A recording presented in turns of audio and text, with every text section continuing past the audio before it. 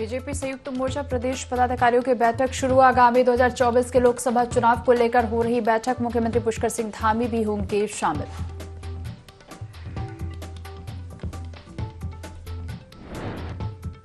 आज जनवरी को देहरादून में होगा युवा महोत्सव। युवा महोत्सव का सीएम पुष्कर सिंह धामी करेंगे उद्घाटन। प्रदेश की कई थीम में युवा करेंगे प्रतिभा।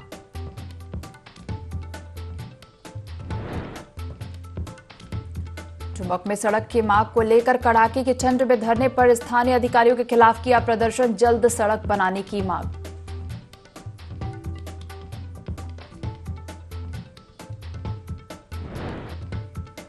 चंपावत पुलिस को मिली बड़ी सफलता। 2023 में 28 किलो चरस बरामद। 21 आरोपी को किया गिरफ्तार।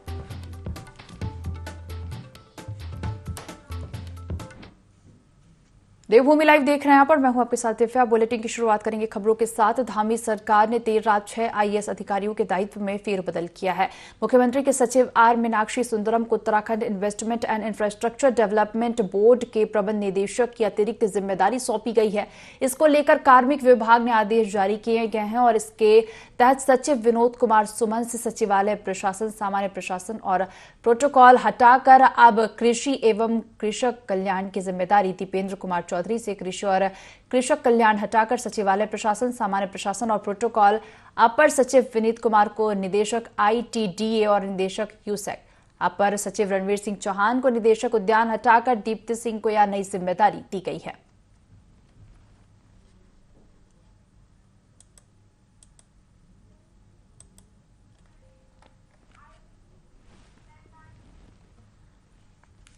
खटीमा विकासखंड क्षेत्र के पंचायत सभागार में अपर जिलाधिकारी अशोक जोशी की अध्यक्षता में जनता की समस्याओं के समाधान के लिए तहसील दिवस का आयोजन किया गया, जहां लोगों की पेंशन, राशन, सड़क, बिजली, अतिक्रमण, जमीनी विवाद समेत अन्य 26 शिकायतें और मांग पत्रों पर सुनवाई की गई और इनमें से ज्यादातर समस्याओं का मौके पर ही समाधान किया गया। इसके साथ ही हर विभाग से जुड़ी समस्याओं के लिए अपर जिलाधिकारी अशोक जोशी ने संबंधित विभागों को निर्देश भी दिए हैं।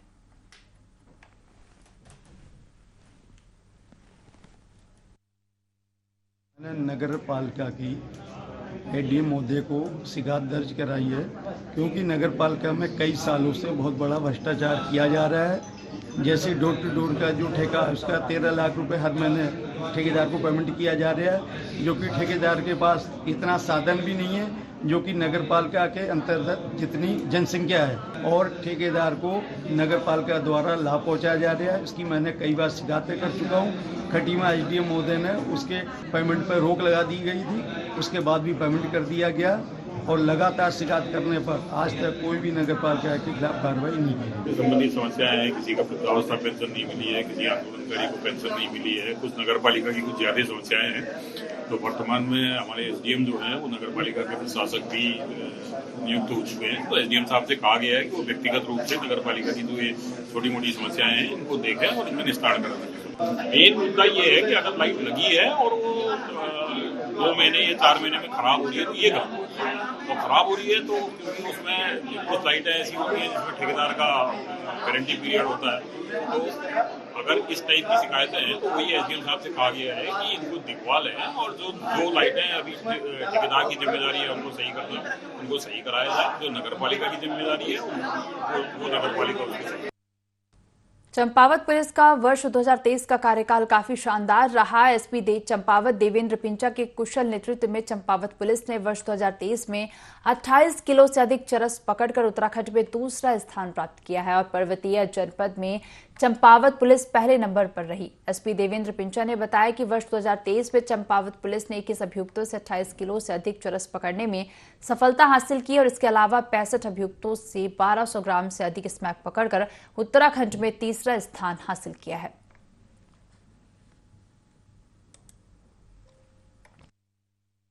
चंपावत पुलिस ने 28 केजी से अधिक चरस इसमें बरामदगी, इसमें 21 अभियुक्तोों को हमने गिरफ्तार किया है। और साथ ही स्मैक हमने लगभग 1200 ग्राम स्मैक और इसमें 65 अभियुक्तों को हमने गिरफ्तार किया था और लगभग 293 ग्राम के आसपास में अफीम भी इसमें बरामद की थी। अगर नशे के बारे में हम देखें तो चरस बरामदगी में और चरस के खिलाफ कार्रवाई करने में हम जो हमारे पास जो डेटा है उसके अनुसार हम उत्तराखंड में दूसरे स्थान पर रहे हैं और स्मैक के मामले में हम तीसरे स्थान। देखिए 2024 भी हमारे लिए सबसे पहले तो मैं यही कहूँगा कि नशे के ऊपर ही कार्रवाई हमारा एक सबसे मेन जो चंपावत पुलिस का हमारा उद्देश्य रहेगा। जैसा कि हम समझ ही रहे हैं कि नशा किस तरह से जो आगे पहाड़ों की तरफ आ रहा है, तो उसको रोकना है, न कि रोकना बल्कि लोगों को जागरूक करके इसके प्रति और हमें और एक्टिव करना है और जो नशे के तस्कर है उसके खिलाफ कार्रवाई करनी है। ये तो एक पहला रहेगा। साथ ही साथ में जो लॉ एंड ऑर्डर ट्रैफिक, ये भी हमारा एक सेकेंडरी उद्देश्य। खबर जनपद उधम सिंह नगर के जसपुर से है, जहां सावित्रीबाई फुले के जन्मदिन के अवसर पर प्रगतिशील महिला एकता केंद्र और प्रगतिशील भोजन माता संगठन के कार्यकर्ताओं ने एक जुलूस निकाला और उप जिलाधिकारी जसपुर को अपनी समस्याओं से संबंधित ज्ञापन भी सौंपा। अपने और शासन के स्तर से समस्याओं के निराकरण की बात कही। वहीं प्रगतिशील महिला एकता केंद्र की कार्यकर्ता शाहिस्ता ने बताया कि भोजन माता लंबे समय से संघर्ष कर रहे हैं। पूर्व शिक्षा मंत्री ने कहा था कि भोजन माता का मानदेय 5,000 किया जाएगा, लेकिन अभी तक घोषणा अधर में लटकी हुई है। कुछ स्कूलों में भोजन माता अभी भी चूल्हे पर खाना बनाने को मजबूर है।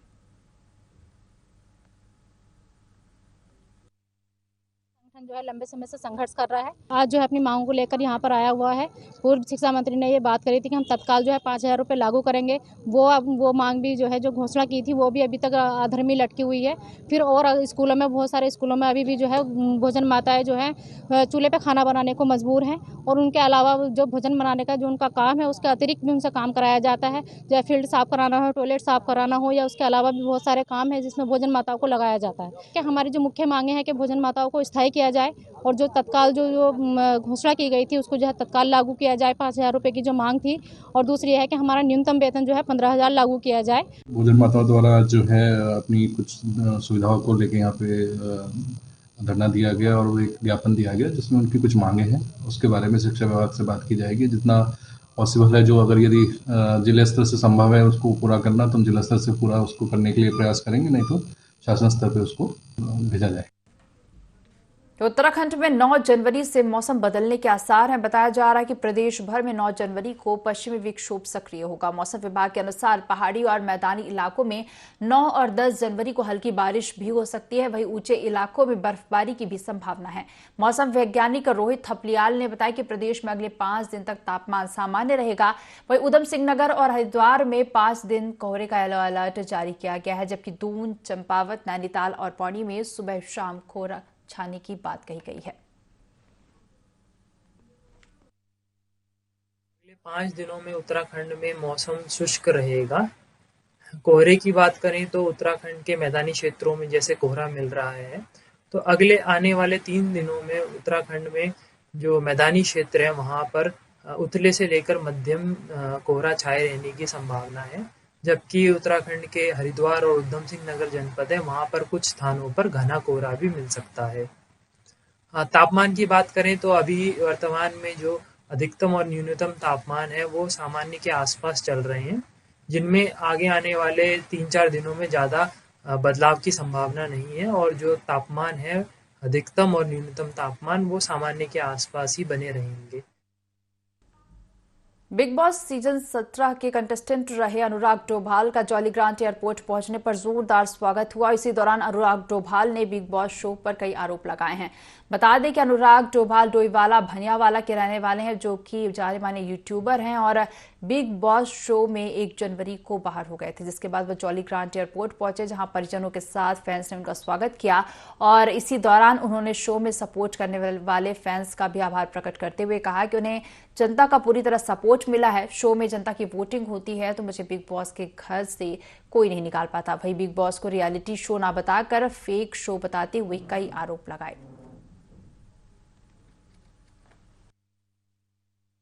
बहुत अमेजिंग एक्सपीरियंस था, अच्छा लगा।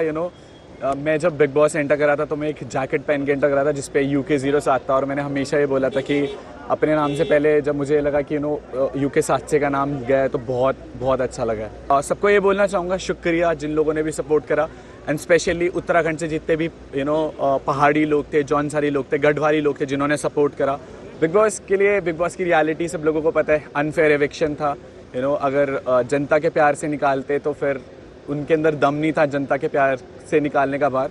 अल्टीमेटली कोई भी जीते, बट मुझे पता है कि मैं लोगों का दिल जीत के तो बाहर आई।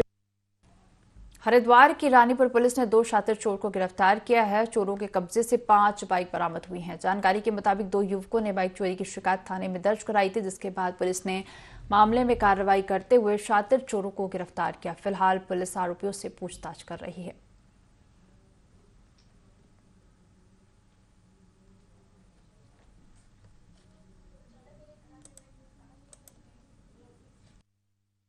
दो व्यक्ति हैं, ये दोनों बाइक चोरी करते हैं। इनको हमने कल दोनों ने चेकिंग गिरफ्तार किया है। इनका जो कार्य क्षेत्र है वो रानीपुर, सिटकुल और बहादुराबाद क्षेत्र है। इन लोगों से 5 बाइक्स बरामद हुई हैं, जिनके मैटर में 2 बाइक्स के तो मैटर में रानीपुर क्षेत्र में ही मुकदमा पंजीकृत है और बाकी 3 अन्य बाइक्स के बारे में कार्यवाही चल रही है। अब जल्दी हम फाइंड आउट कर लेंगे कि ये किस क्षेत्र की बाइक्स है। चंपावत जिला विधिक सेवा प्राधिकरण सचिव शिवानी पसवोला ने न्यायिक बंदी गृह लोहाघाट में नशा मुक्त जागरूकता अभियान पखवाड़े की शुरुआत की। बंदी गृह में बंद कैदियों को नशे के प्रति जागरूक करते हुए उनकी काउंसलिंग की गई और नशे से होने वाले दुष्प्रभाव के बारे में जानकारी दी गई। सचिव शिवानी ने कहा कि नशा तनाव दूर करने का साधन नहीं है। नशा कर आप अपने साथ साथ अपने परिजनों को कमजोर बनाते हैं। नशे के प्रभाव में आकर व्यक्ति अपराध की ओर अग्रसर होकर अक्सर अपराध कर बैठता है।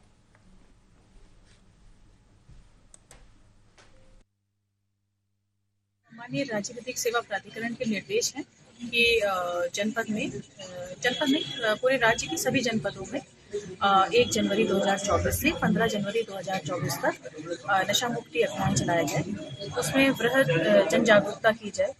तो हमने इसकी शुरुआत कर दी है जनपद में जेल समीक्षा दिवस। तो इस उपलक्ष्य में हमने यहाँ पर भी एक छोटा सा जागरूकता शिविर किया, क्योंकि कई बार हमारे कैदियों के बीच से ये बातें आती हैं कि कुछ लोग नशे के आदी हैं। उस कारण से कईयों को कुछ प्रकार के संक्रमण भी हो गए हैं। तो हमने इसकी आवश्यकता समझी कि उनके बीच पूरी जन जागरूकता की जाए। तो प्रदेश के कैबिनेट मंत्री गणेश जोशी ने नगरपालिका सभागार में मसूरी की विकास योजनाओं की विभागीय समीक्षा बैठक ली और जनता की समस्याओं को सुना। वहीं मंत्री जोशी ने कार्य की धीमी गति पर अपराधियों की जमकर खिंचाई की। बैठक में 15 वर्ष से अधिक समय से सीवर योजना पूरी न होने और यमुना पेयजल योजना का पानी जनता तक नहीं पहुंचने पर अधिकारियों को फटकार लगाई, जिस पर पेयजल निगम के अधिकारियों ने अप्रैल तक पेयजल योजना जनता को समर्पित करने की बात कही। वही सीवर लाइन पर वन विभाग की आपत्ति पर डीएफओ को शीघ्र एनओसी देने को कहा।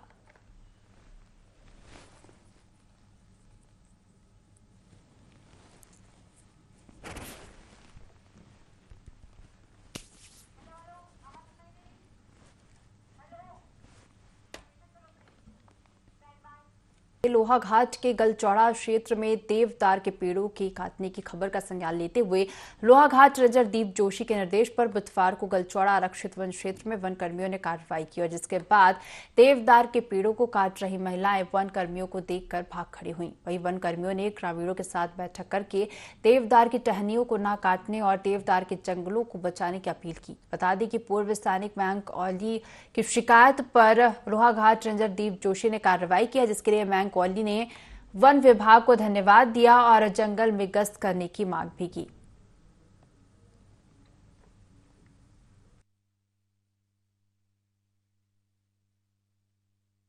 मैं बताना चाहता हूं कि वाकई में आपकी खबर का जो है एक दमदार असर हुआ और साथ ही साथ में वन विभाग को भी धन्यवाद करना चाहता हूं। तत्काल सायंकाल में जो है रेंजर साहब हमारे क्षेत्र में आए और स्थलीय निरीक्षण किया उनने, और साथ ही आज सुबह से जो है वन कर्मियों द्वारा हमारे क्षेत्र में सुबह 7 बजे से जो है कॉम्बिंग की जा रही है जंगलों में, और जिस तरह की भी वहाँ पे चाहे लॉपिंग की जो है वहाँ पे अनियमितता हुई है या अन्य भी जो पेड़ों का कटान हो रहा है उसके लिए वहाँ पे कॉम्बिंग की जा रही है, जनता को समझाया जा रहा है और क्षेत्र में बैठक कर सभी गाँव वालों को वन संपदा के जो है फायदे हैं उसके द्वारा समझा जा रहे हैं, और जो भी क्षेत्र में इस तरह की कोई अगर गलत काम करता है तो उसकी सूचना उनको देने के लिए भी उनके द्वारा हमें बताया गया।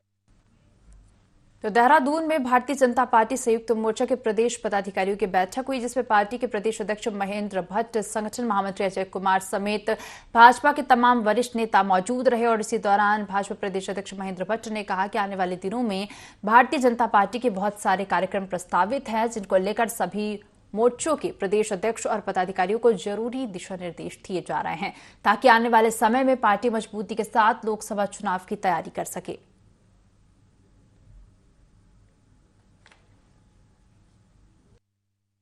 देखिए, भाजपा में हर बैठक हमारी महत्वपूर्ण होती है।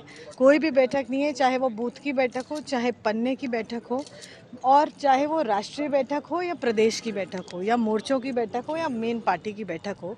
हर बैठक को इम्पोर्टेंस देते हुए, महत्व उसका समझते हुए हर कार्यकर्ता उसमें सहभाग करता है और जो निर्देश पार्टी द्वारा दिए जाते हैं और वो अपना भी सजेशन करता है, उसका एक जो पूरा प्लानिंग है वो बैठकों में होती है। तो आज मोर्चों को किस तरीके से आगे फ्रंट लाइन पर रहकर काम करना है, न कि सिर्फ 2024 के लिए, बल्कि मैं कहूँगी जब 100 साल का पूरा भारतवर्ष अपनी आज़ादी का मनाएगा 2047 में। भारतीय जनता पार्टी के 7 मोर्चे हैं। हमारे मोर्चे बूथ स्तर तक गठित हैं। आज मोर्चों की हमारी ज्वाइंट मीटिंग है और ये तय किया है कि आगामी दिनों के अंदर मोर्चे के जो कार्यक्रम लोकसभा चुनाव की दृष्टि से होने वाले हैं, उन सब पर स्थान, उनकी तिथियां और कौन कार्यकर्ता किस कार्यक्रम में रहेगा, उसकी किस संख्या तक का वो कार्यक्रम होंगे, इन सब विषयों पर हम चर्चा करने वाले हैं। पूरे दिन की बैठक रहने वाली है।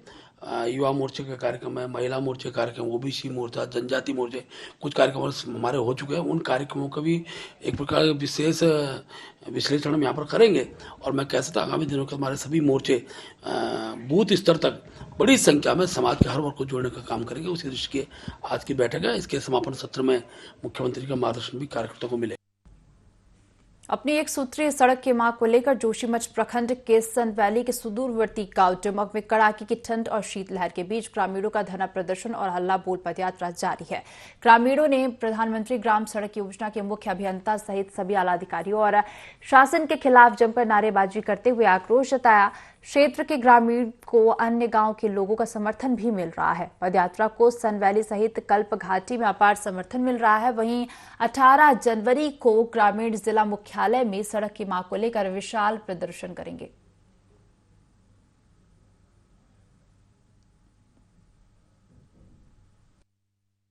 मैंने इस पदयात्रा में ये देखा कि हमारे जो नियमित क्षेत्र वासी हैं वो हमारा पूर्ण रूप से समर्थन कर रहे हैं और इस आंदोलन में हमारे साथ पूर्ण रूप से सहयोग दे रहे हैं। और आज हमें एक बहुत बड़ा वो मिल चुका है, उत्साह हो रहा है कि भाई 18 तारीख को जो हमारी जन आंदोलन है इसमें ज़्यादा से ज़्यादा लोग आने की संभावना है। जो है एक उत्तरी अलकनंदा विकास संघर्ष समिति एक बनी थी, संगठन बनाए थे हमने इस यातायात के लिए। तो इसको हमारे एक मांग थी घिंगरान टू विष्णुप्रयाग, इसको हम जो है कि ये कुजाऊ मैकोट सिउंड मेमरोड डोमक कलगोट से लेकर के उर्गम घाटी से लेकर के इसको मिलाना चाहते थे। और अभी जो है कि यहाँ तक लगभग बीच में रोड बन चुकी है। इसको हम बेटा से जो है 7-8 किलोमीटर लगभग है, ये थैंक मिलाना चाहते, थैंक की रोड पर मिलाना चाहते, तो हमारे जो संकल्प जो है ये पूरा हो जाएगा विष्णुप्रयाग। राजधानी देहरादून के आरटीओ कार्यालय में बीते वर्ष 2023 से में पहले के मुकाबले काफी ज्यादा महिलाओं ने ड्राइविंग लाइसेंस बनवाने के आवेदन किए हैं। इस बात को लेकर देहरादून के आरटीओ शैलेश तिवारी ने कहा कि वर्ष 2023 में 8,500 ड्राइविंग लाइसेंस बने हैं, जिनमें से 2,000 से अधिक लाइसेंस महिलाओं के हैं। साथ ही उन्होंने कहा कि परिवहन विभाग महिलाओं को वाहन चलाने को लेकर निःशुल्क ट्रेनिंग भी देगा और यह प्रयास होगा कि आगे चलकर महिलाएं टैक्सी भी चलाएं।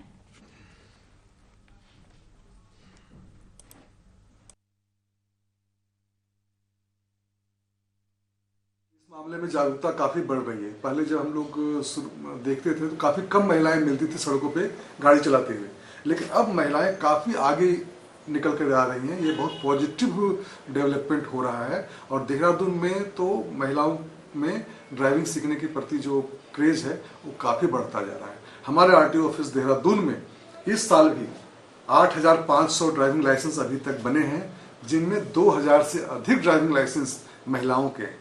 मेरा सुझाव है कि महिलाएं और भी आगे आएँ। परिवहन विभाग हमेशा तत्पर है उनको सेवा देने के लिए और परिवहन विभाग ने ट्रेनिंग का प्रोग्राम भी शुरू कर रखा है। अभी हम लोग एक बैच को IDTR झाझरा में ट्रेनिंग दे रहे हैं। 1 महीने का फ्री ऑफ कॉस्ट की ट्रेनिंग है वो। उसमें हम लोग कोशिश कर रहे हैं कि महिलाओं को ट्रेन किया जाए और वो आगे टैक्सी चलाएं, आत्मनिर्भर भी बने। तो यह हमारा प्रयास रहेगा और इसमें हम लोग काफ़ी सफल होंगे।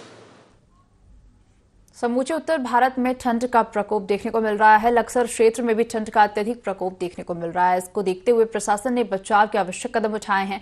उप जिला मजिस्ट्रेट गोपाल सिंह चौहान के नेतृत्व में लाचार लोगों को गर्म कंबलों का वितरण किया गया और इसके अलावा लक्सर नगर पालिका परिषद और निकाय विभाग अलाव की व्यवस्था करने के निर्देश भी दिए गए हैं। प्रशासन की ओर से सार्वजनिक स्थानों पर कंबलों का वितरण और अलाव की व्यवस्था भी की जा रही है। बता दें कि अलाव की व्यवस्था न होने को लेकर अधिवक्ता पंकज गुप्ता की ओर से मौखिक और लिखित शिकायत की गई। इसके बाद उप जिला मजिस्ट्रेट की ओर से अधिशासी अधिकारी को सभी तरह की व्यवस्थाएं करने के निर्देश जारी किए गए हैं।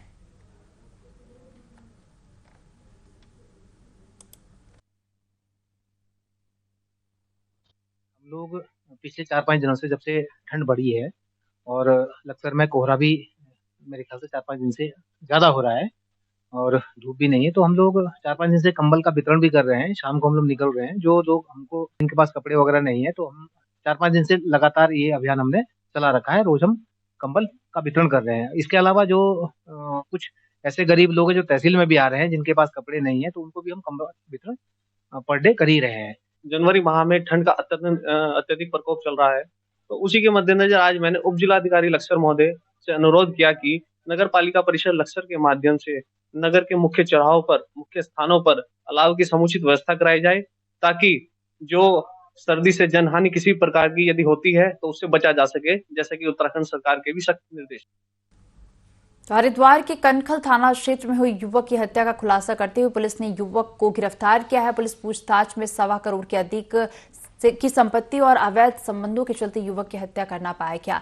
एसएसपी हरिद्वार प्रमेंद्र डोभाल ने बताया कि वाल्मीकि बस्ती की संयुक्ता का प्रेम प्रसंग आरोपी के साथ चल रहा था। फिलहाल पुलिस मामले की जांच कर रही है।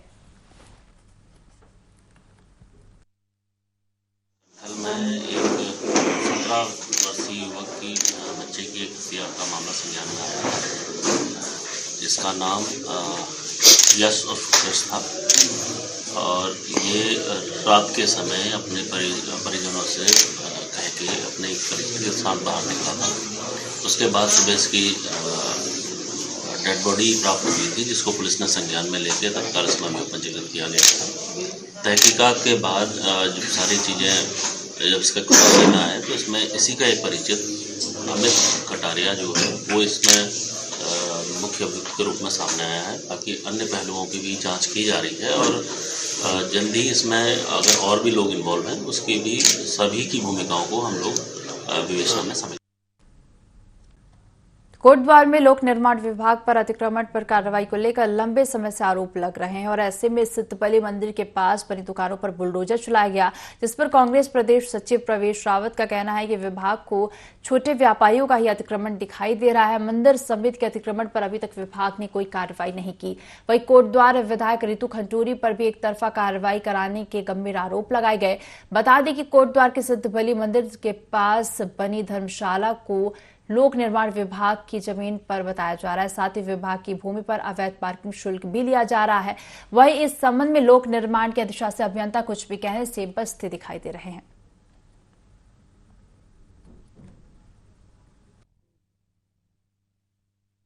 मंदिर समिति के दबाव में छोटे दुकानदारों को तोड़ा जा रहा है, उजाड़ा जा रहा है और मंदिर समिति के एक ही ईंट पे भी लोक निर्माण विभाग के एक्शन ने कोई कार्रवाई नहीं की है।